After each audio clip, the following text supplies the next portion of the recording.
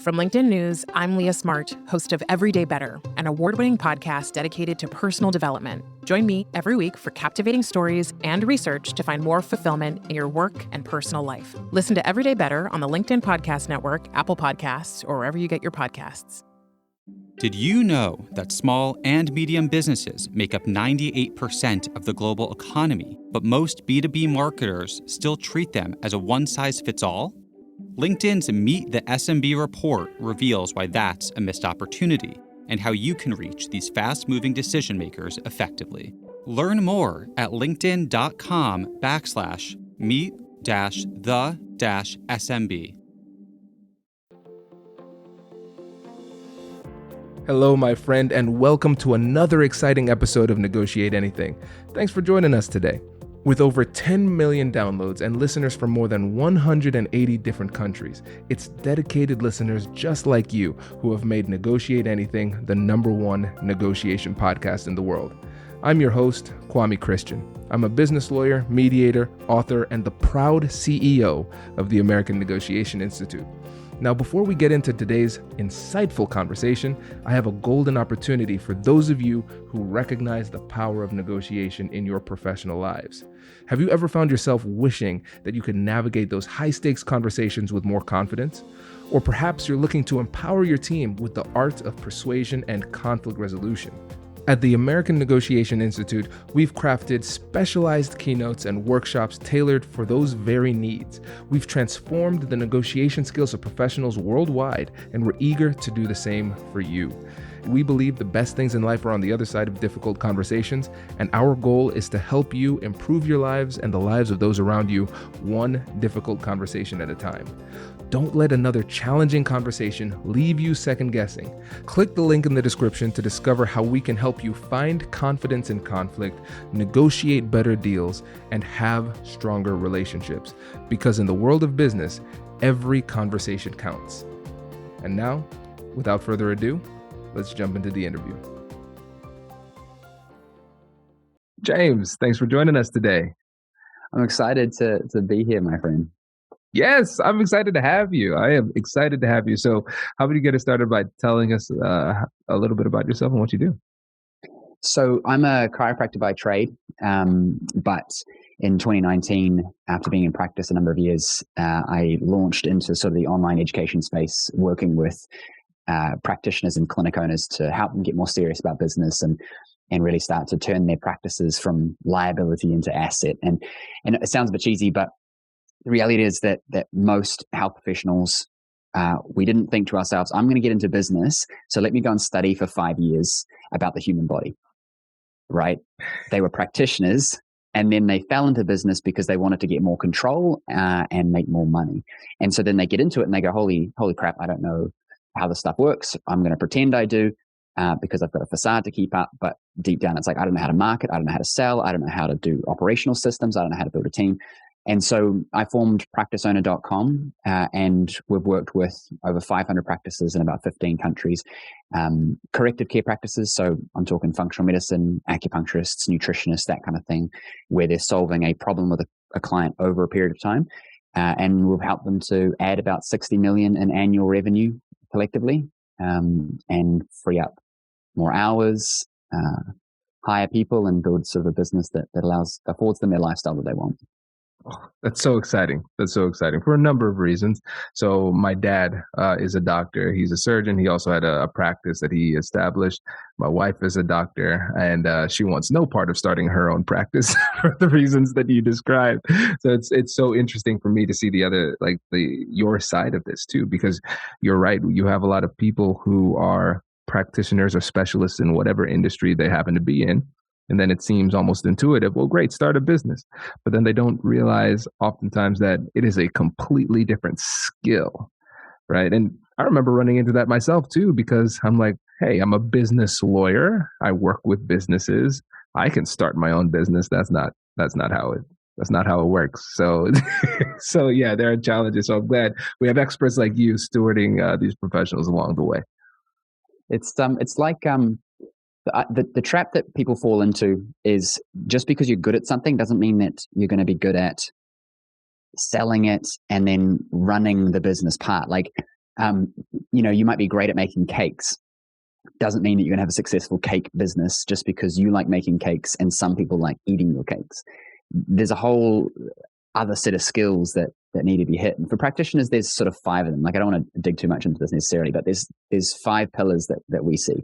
The first is you've got to be able to attract patients. And to be honest, these 5 things kind of apply to any business, but we just specifically apply it to healthcare. It's like, you've got to be able to attract clients.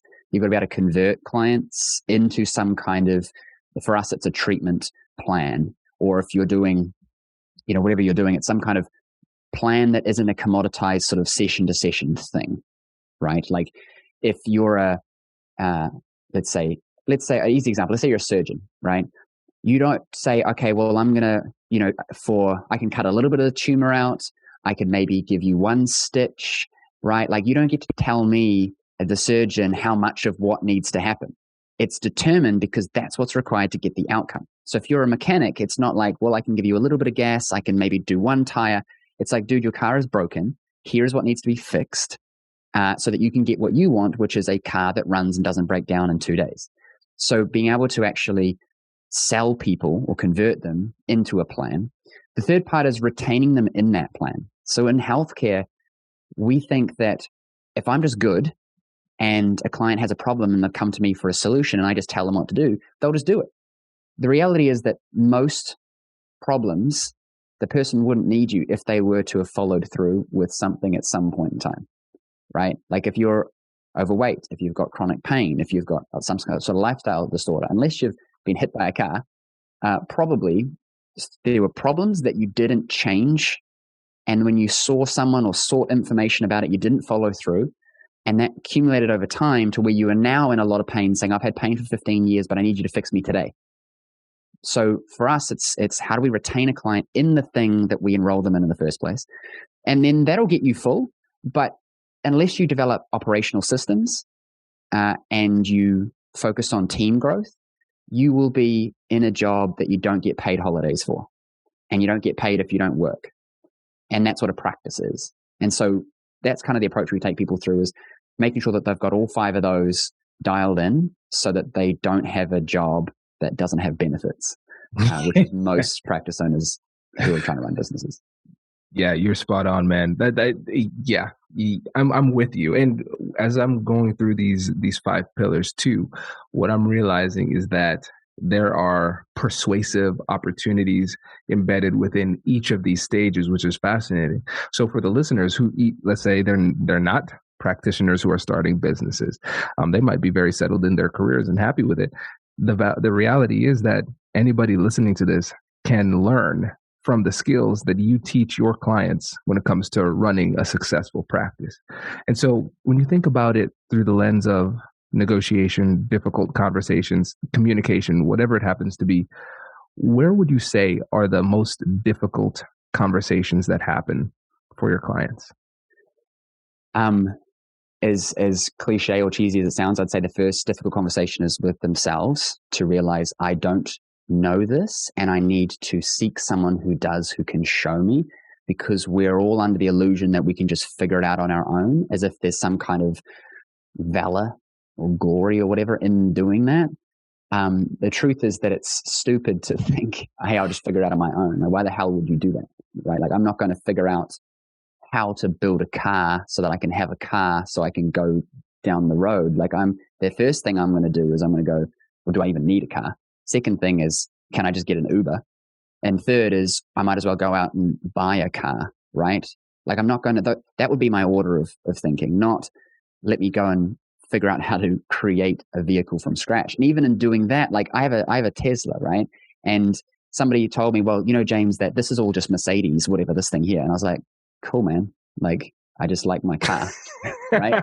But for them, it was like, it's not even new. And I'm like, well, why the hell would they do that?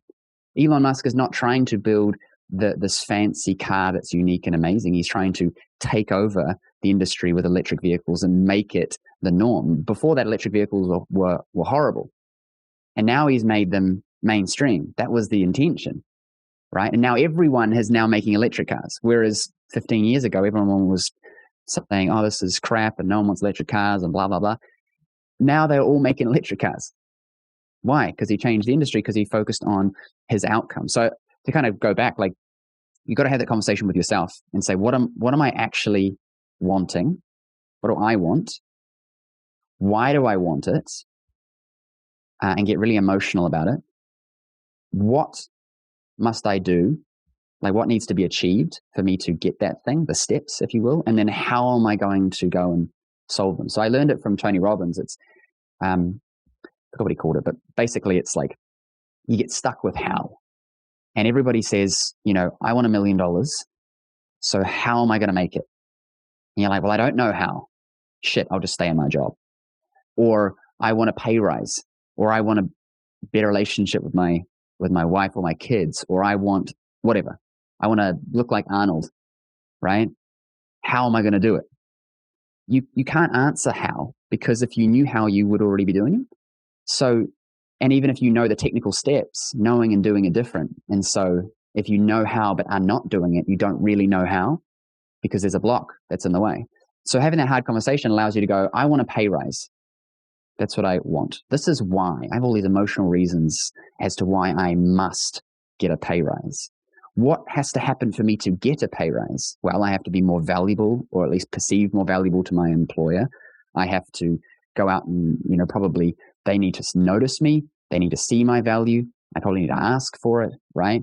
And then it's like, so how am I going to do it? Well, the first thing is I'm going to assess the level of value that I think I provide and look at how I can improve that level of value. Then I'm going to go and be around the people that need to know that I have that value, so that when I go and ask for more value myself, it's an immediate conversation of, well, yep, that makes sense, because I don't want to risk losing you, right? But if I just said, I want to be paid more, how do I do it? We go up and say, give me more money. And the boss says, no, why would I do that, right? And then we go, it doesn't work, and this is unfair, and it's because I'm X, Y, and Z. Because we didn't have the hard conversation with ourselves first and said, you know what? I need to have that conversation with me. Then I need to go and figure that plan out, and then I need to go and take action on it. It makes so much sense. And so many people have talked about this to the internal negotiation. And the reality is, so many people don't do it. That's why we still need to have the conversation about internal negotiations. Kwame sitting down with Kwame and figuring out what Kwame wants, right? So that type of stuff. What is the block that holds people back from doing it and doing it well, in your opinion? Hello, my friends. Before we get back to today's episode, I want to ask you a question. Have you ever wondered how to elevate your team's negotiation game and how you can help the folks on your team have better, difficult conversations? At the American Negotiation Institute, we offer transformative keynotes and workshops tailored to empower professionals with top-tier negotiation and conflict resolution skills. Whether it's a keynote for your next event or hands-on training for your team, we've got you covered. Don't just negotiate. Master the art with the American Negotiation Institute. Click the link in the description to find out more. Elevate, negotiate, and succeed. Small and medium businesses don't have time to waste, and neither do marketers trying to reach them. On LinkedIn, more SMB decision makers are actively looking for new solutions to help them grow, whether it's software or financial services. Our Meet the SMB report breaks down how these businesses buy and what really influences their choices. Learn more at linkedin.com/meet-the-SMB. That's linkedin.com/meet-the-SMB. Yeah, in my opinion, right? So it's not offensive. In my opinion, people will fight to remain miserable to avoid discomfort. It is uncomfortable changing.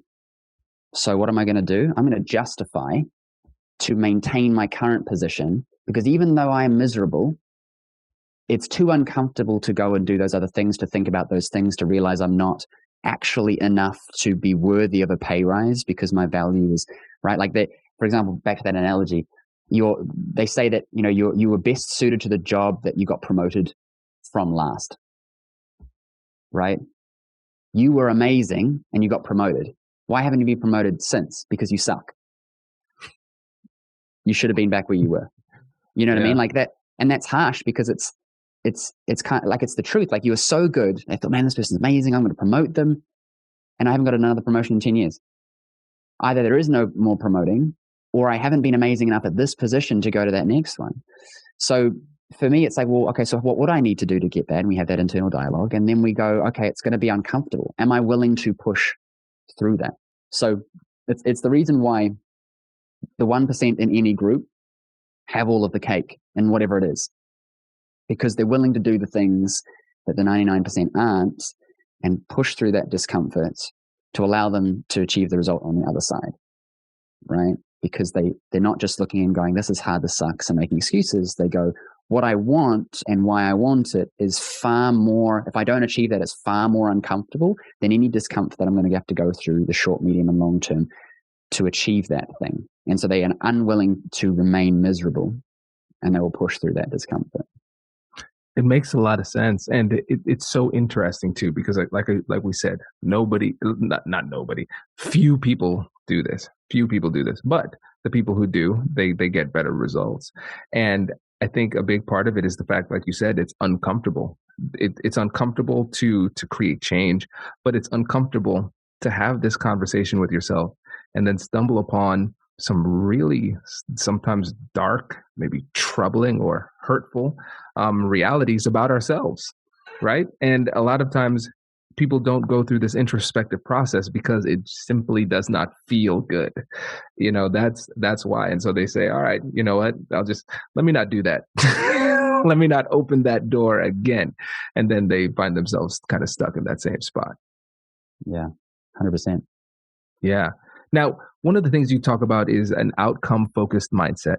And I love this because this is something I said a lot in my second book, How to Have Difficult Conversations About Race, because a lot of times these conversations, they just emote, and it's just two emotional people talking at each other while trying to hurt each other's feelings, And so you have to stop and ask yourself, hey, what is the goal? What's the point? Why am I having this conversation? What's the outcome I'm looking for?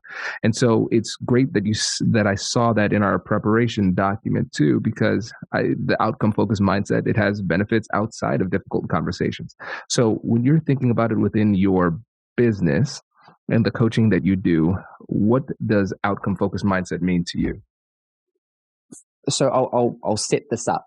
For me, I've realized from reading books and like trying to figure this stuff out for myself, because I, had a lot of depression, anxiety in the past, and most of my life up until, I don't know, a few years ago now. But it was like early 20s and everything before.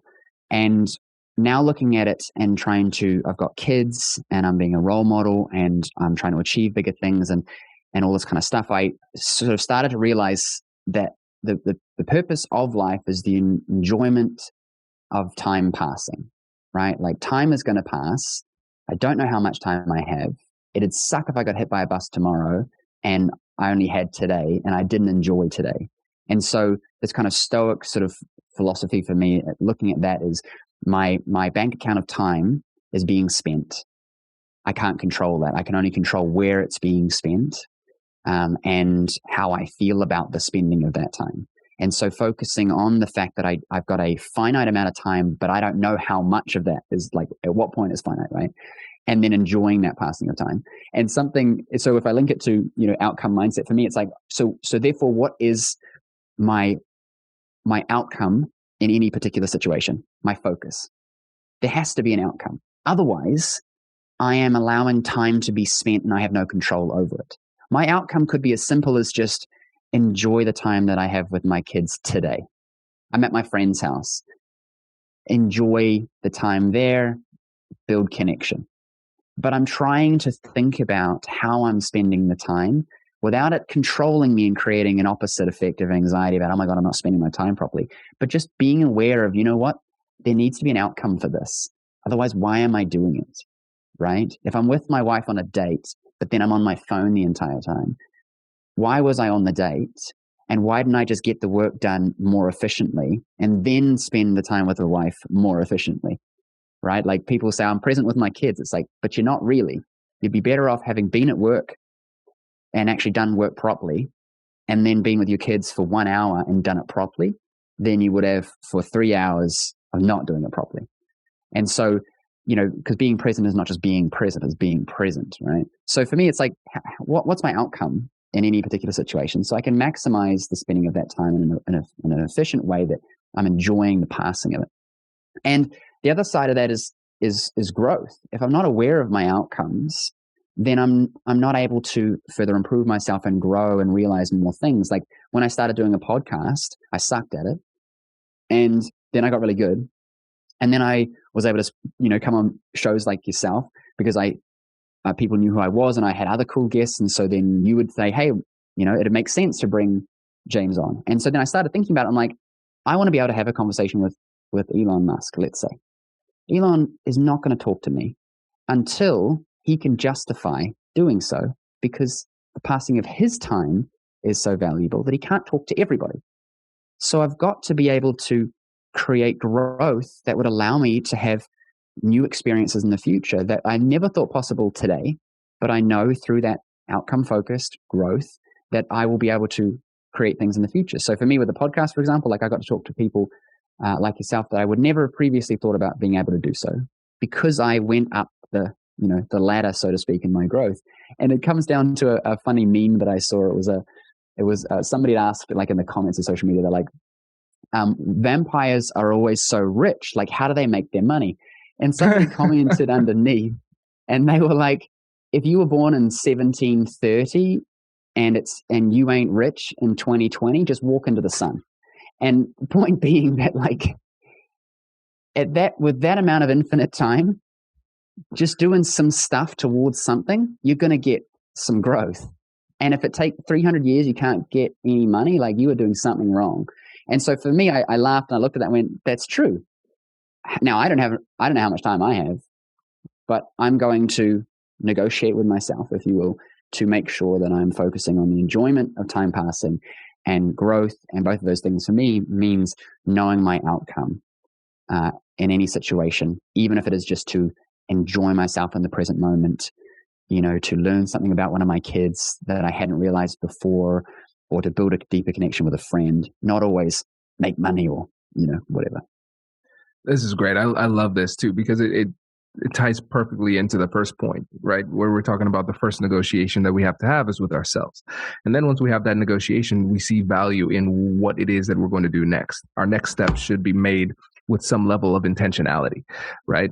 And so let's say, again, from the context of a difficult conversation, great, I have that conversation with myself. I understand who I am, what I hope to accomplish, how I hope to accomplish it, those type of things. I have to have this conversation. And I want to make sure that I am very clear on the outcome that I want to achieve for myself. And at the same time, too, they should be doing the same type of cost-benefit analysis. And we have to be mindful of how we approach the conversation so they understand that there's value in having that conversation. And the key to doing that is showing alignment of objectives, right? And that's not always easy to do, especially in situations of conflict. But if you zoom out further and further, then you can see that type of overlap. And so I'd be interested, James, to explore with the relationship that you're having with your clients, medical professionals who are growing their practices. There are going to be times where there's going to be some resistance to maybe some of the suggestions that you have for them. When you're thinking about the internal negotiation that you have with yourself leading up to the conversation, and then the conversation itself, what does that process look like for you? So I've found that most people, if I know that there is some level of objective truth to what I'm saying, the only reason that you wouldn't accept and action that is because of a lack of understanding as to why that is the objective truth. And so what I see is, like I did with my patients, it's, why is Dave not coming in for his appointments, right? Probably because he is lacking the information to be able to make the right choice, which would be to attend his appointments. Now, that lack of information could be he doesn't know why this is going to get him a result. He doesn't know why, if he doesn't do this, there are going to be consequences that he is going to be uncomfortable with. Or he doesn't realize that the benefit of doing it, right? Like, it's like there are consequences of taking actions and not taking actions. And if they don't understand those consequences, they don't have the information, they can't make that decision.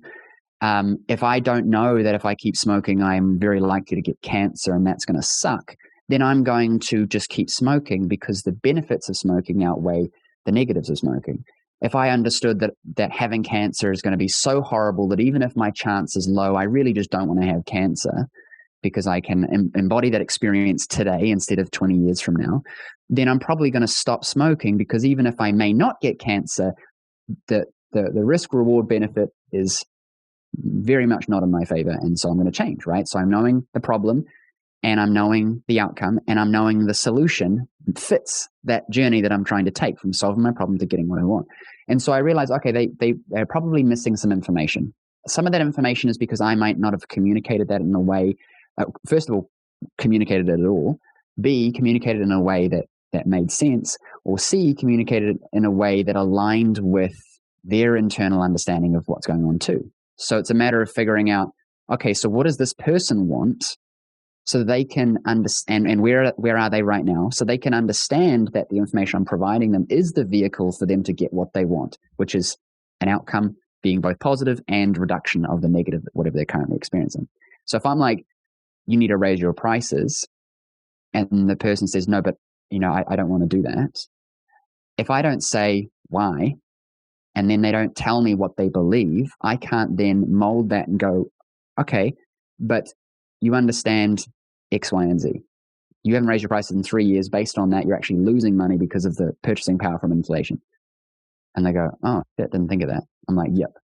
Or they're like, oh, I'm going to lose all my clients. So you have a belief, and that's what's holding you back, because you don't have the information to know, here is how to do it without losing your clients. So now you have the information. You can go, oh, so I won't lose clients? No. Great. I can now make the decision to raise my prices, because I have all of the information available to me to make the right decision. Because an educated decision cannot happen if a person doesn't have all of the information, because then it's not educated. Right? I like that. I like that last point a lot. Yeah, you're absolutely right. Essentially, if we're thinking about it, let's think about it from a medical perspective too. I can't, you might be presenting with a problem, but unless I have an appropriate diagnosis, I don't know what the solution is. And a lot of times people in these conversations, they'll say, oh, okay, let's use the example that you gave. I'm working with a client. I'm suggesting that they raise their price. And then they say, no, I don't feel comfortable doing that. Or no, I don't want to do that. Then I come up with a set of assumptions as to why that is. Oh, maybe they're afraid of doing this, or maybe they don't know the information, whatever it happens to be, but it's still an assumption. And then they operate as if that assumption is true. But what you're saying is you need to slow it down, focus on the other person, get curious to figure out what the challenge is. What do they think? What do they feel? What do they believe? And then we can approach the rest of the conversation with a higher level of precision. Exactly. Something I'll quickly add to that. I see it as, I've got to know what they want. I've got to know where they are, and I've got to understand the obstacles in that journey, like the literal obstacles between A and B. But then I've also got to understand their personal obstacles. So what have they tried before, if anything? Why did that fail? Where is their mindset at? Do they really want what they're saying? Because if I said to you, do you want to know how to be a billionaire? You'd probably say, yeah, sure, right? But then, like we talked about before, are you willing to go through the discomfort to become a billionaire? Sacrificing Netflix, for example, would be top of the list. Let's say you love watching Netflix. Well, are you going to give up Netflix to be a billionaire? Oh, I don't know. I really like my show, and I enjoy it with my friends, and now all the reasons come up, right? So you may want the thing, and you may have enough pain because you're broke. But that doesn't mean that you are going to actually go through the discomfort to get it. So I've also got to understand that layer. And then through that, I can present not only the solution, because the solution is, for example, how do I make more money? You work more, right? Well, I can't work more. My job's 8 hours. Get another job. Like we've all got 24 hours in a day, 8 for sleeping, 8 for working. And then what are you doing with the other 8? Right? Are you working on your future? Are you working another job, which is therefore creating money so you can work on your future? Like, what are you doing? So the answer to I want more money is invariably just work more and then work smarter. But the question is that person going to have the resources to go and do that internally because they really want it, they've got enough pain, and there aren't beliefs that are holding them back. So my sales process for whether it's getting you to join my program because I know that it's the right vehicle for you, whether it's getting my kid to wear pants, whether it's, negotiating with my wife because I want to go and watch the latest, Deadpool movie and she wants to see The Notebook. I've got to understand those things that might hold back even the logical understanding as to why this is the right thing to do. Otherwise, I'm not going to be able to influence that person and get what I want and therefore give them what they want, etc. Yeah. Oh, that makes a lot of sense. Makes a lot of sense. And of course, I always love that, the bringing it back to the family side too, because again, these principles work. Humans interacting with humans. We can just find unique ways to apply that at home, at work, and in different contexts. And when you think about the challenges that your clients have as they're building the practice, how often do you see those challenges manifest themselves in negotiation settings or conflict? Like we said, like the first and most obvious one is always the conflict they have with themselves. I think that we can attribute, I would argue, almost all of our problems back to how we negotiate with ourselves. Like if you're waking up in the morning and you're trying to get up early, why can't people get up early? Because they allow themselves to negotiate in a way that says, oh, it'll be all right. I'll just get a bit half an hour later. Like it's warm right now. It's going to be cold. It's like, dude, just get out of bed, right? Like you have 100% control. Set your alarm earlier. And then when you wake up, you stand up. But we don't, because we allow ourselves to negotiate, but in a negative way. And instead of negotiating where we would say, no, this is what's going to happen. So something else I learned from Tony Robbins was I don't negotiate with myself. So if I'm going to get up early, I'm going to get up early. There is no, well, I'll just do 2 more minutes, because 2 more minutes tonight or today leads to 5 tomorrow, which leads to I'll just get out of bed at 10 o'clock because I feel like I need to. Well, I need to because I need my sleep and all this justification. So the first thing is that it manifests as negotiating with yourself too much, instead of the negotiation being, I'm not going to negotiate. This is what's happening. Because to kind of link this, is like the negotiation I've had is I'm going to get out of bed early. So therefore, when I go to get out of bed, I'm not going to negotiate with myself to justify not getting out of bed early. I suppose that's what I'm trying to say. The second thing is then actually doing that with the people around them. So whether it's their clients or their staff or their family, like a lot of people allow their family to hold them back from doing the things that they know they need to do for themselves and their family, because their family may be trying to protect them, right? Because they're just scared. The family member is not knowing that by doing this, they're actually detrimentally affecting this person's life, like parents do with their kids. I just want to protect my kids. So, like, look out, little Timmy, don't hurt yourself. Telling your child to not hurt themselves is not going to stop them from hurting themselves. It's just going to stop them from attempting to do anything where they would gain a level of growth and understanding about themselves. My opinion is just don't allow them to play on the road, so then they won't get hit by a car. So that the box is defined, that means that they can't die, but I'm now then not micromanaging their safety.